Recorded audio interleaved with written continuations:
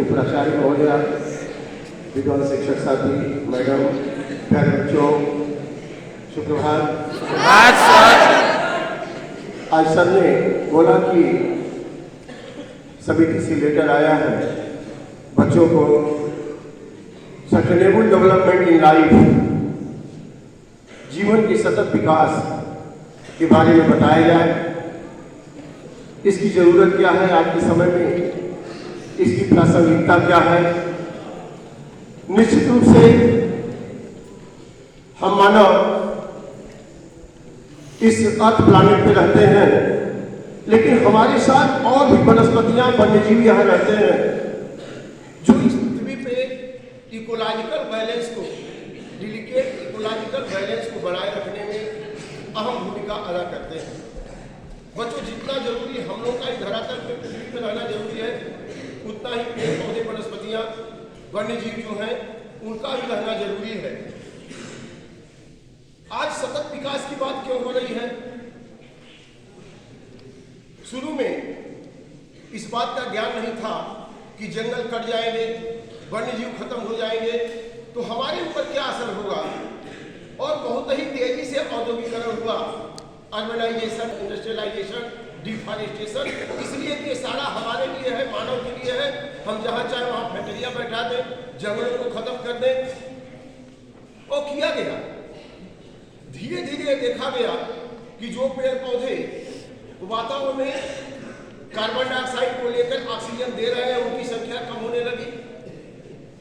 फैक्ट्रियों में जो कोल यूज हो रहा है उससे, कंब्यूशन से कार्बन डाइऑक्साइड की मात्रा बढ़ने लगी, मीथेन की मात्रा बढ़ने लगी।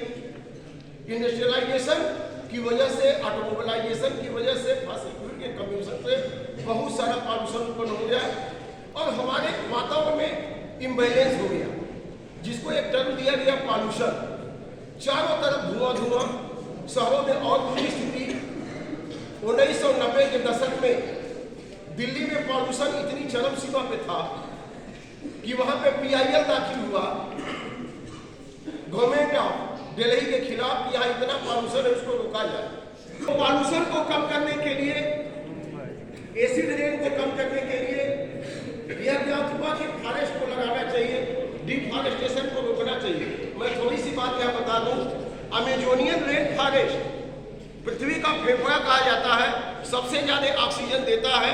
आज भी आप ऑक्सीजन की कीमत लगा सकते हैं, हॉस्पिटल में एक सिलेंडर ऑक्सीजन का कितने में मिलता है, उसके हिसाब से वो जितना ऑक्सीजन देता है पूरे दुनिया भर के लिए, शोषण के लिए, उसकी कीमत लगा सकते हैं।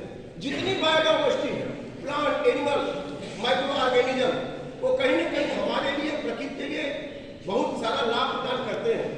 रॉबर्ट कोस्टांजा ने पूरे इकोसिस्टम का एक टैग किया, प्राइस टैग। तो जो फॉरेस्ट है सॉइल इरोजन को रोकते हैं, मिट्टी की उर्वरा शक्ति अपनी पत्तियों को झाड़ के बनाते हैं, पानी जमीन से लेकर के वाटर साइकिल चलाते हैं, ऑक्सीजन देते हैं, बहुत सारे मेडिसिनल प्लांट हैं। 25% दवाइयां हमारे औषधालय में पौधों से डिराइव है, मेडिसिनल प्लांट से।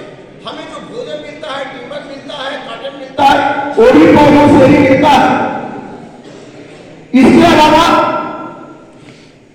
टेम्परेचर को मिटिगेट करते हैं। इस सारे बायोडाइवर्सिटी के प्राइस को टेस्ट किया जाए तो केवल 33 ट्रिलियन है, और जितना भी इंसान फैक्ट्रियां बैठा लिया, जितना भी कम लगा लिया, केवल एनुअल ग्रास प्रोडक्टिविटी 18 ट्रिलियन। मतलब बायोडाइवर्सिटी का जो प्रोडक्शन है तो गुना के लगभग है। तो हमें बायोडाइवर्सिटी को बचा करके इकोलॉजिकल बैलेंस को बनाना है। ऐसा नहीं कि आज पहली बार हो रहा, 1770 के दशक में जोधपुर के राजा ने आदेश दिया महल बनाने के लिए, टिम्बर लाने के लिए। खेरीवन में उनके लोग गए, वहां पे महिलाएं, अमिता देवी बिश्नोई, उनकी 3 बच्चियां और 300 महिलाएं उन पेड़ों को पकड़ ली कि पहले हमें काटो तब पेड़ काटो। क्यों? इसलिए कि जंगल नहीं रहेंगे तो हम भी नहीं रहेंगे। उन्हीं से उनके जानवरों को फोड़ा, उनको सूखी लकड़ी, उनको छाया सब मिलता था। लेकिन उस समय जनतंत्र नहीं था, उनको खत्म कर दिया गया और उन लोगों को मार दिया गया और लकड़ियां काट के लिए। इससे हुआ क्या? पर्यावरण वहां का डिस्टर्ब हुआ। आज अमृता देवी बिश्नोई को वाइल्ड लाइफ उनके नाम पे अमृता देवी बिश्नोई अवार्ड रखा गया है, ताकि जो लोग भी वन्य जीव और फॉरेस्ट बचाने के लिए काम कर रहे हैं उनको Amrita Devi Bishnoi exemplary prevent award दिया जाए। तो आज भी हो रहा है, चिपको आंदोलन का नाम सुने होंगे। आज सर ने जो सस्टेनेबल डेवलपमेंट की बात करी वो इसलिए करी कि पॉल्यूशन को रोका जाए, बहुत सारा पेस्टिसाइड यूज न किया जाए, पेड़ पौधों को अधिक से अधिक लगाया जाए ताकि ऑक्सीजन CO2 का बैलेंस बना रहे, ग्लोबल वार्मिंग न हो। इसको हम कैसे कर सकते हैं? लोकल लेवल पे। लोकल लेवल पे जैसे यहाँ हमारी लाइट जल रही, जैसे यहाँ से जाए लाइट ऑफ हो जाए, हाउस में नहीं है तो आप पंखे बिजली लाइट ऑफ हो जाए, उतना बिजली कम लगेगा तो उतना कोयला कम जलेगा, जब उतना कोयला कम जलेगा तो पॉल्यूशन कम होगा। थाली में उतना ही खाना ले जितना हम खा सकते हैं, ज्यादा लेके वेस्ट करेंगे तो और ज्यादा किसान के ऊपर प्रेशर पड़ेगा और अनुकूलन करना पड़ेगा और वो पेस्टिसाइड फर्टिलाइजर यूज करेंगे और पॉल्यूशन सॉइल में होगा। जहां जरूरत हो हम साइकिल से जा सकते हैं, पैदल जा सकते हैं, अगर सीढ़ियों से चल सकते हैं तो लिफ्ट का उपयोग न करें, हीटर का उपयोग न करें। जो भी इलेक्ट्रिकल अप्लायंस है जब जरूरत है तभी यूज करें, इसके बाद उसको यूज न करें। छोटी छोटी चीजों का ध्यान रखेंगे तो हम सस्टेनेबल डेवलपमेंट कर सकते हैं, पॉल्यूशन से बचा सकते हैं। और एक चीज और कि जो हमारे प्राकृतिक संसाधन है वो सीमित है, अब हम तेजी से यूज करेंगे तो उनका स्टॉक लिमिटेड है, वो खत्म हो जाएगा, हमारे आने वाली पीढ़ी को नहीं मिलेगा।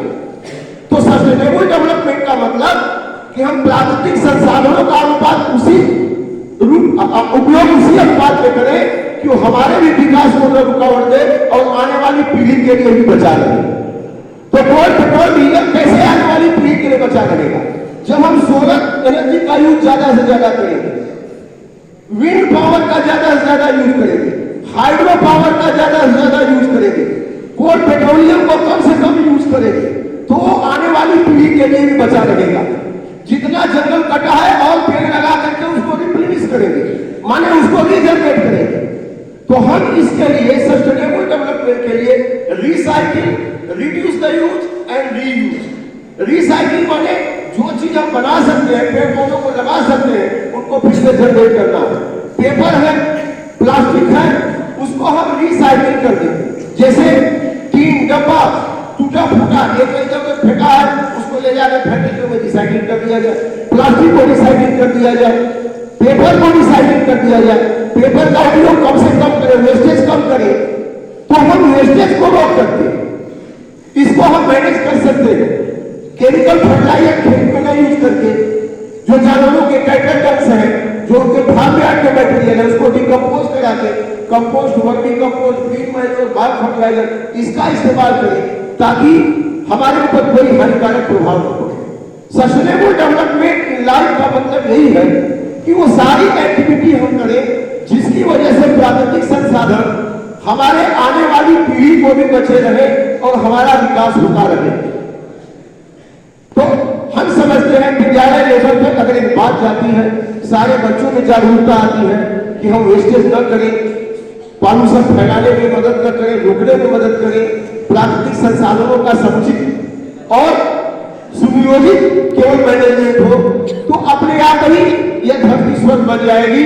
इन्हीं सब शब्दों के साथ मैं अपनी बात को विश्राम देना चाहता हूँ। Thank you.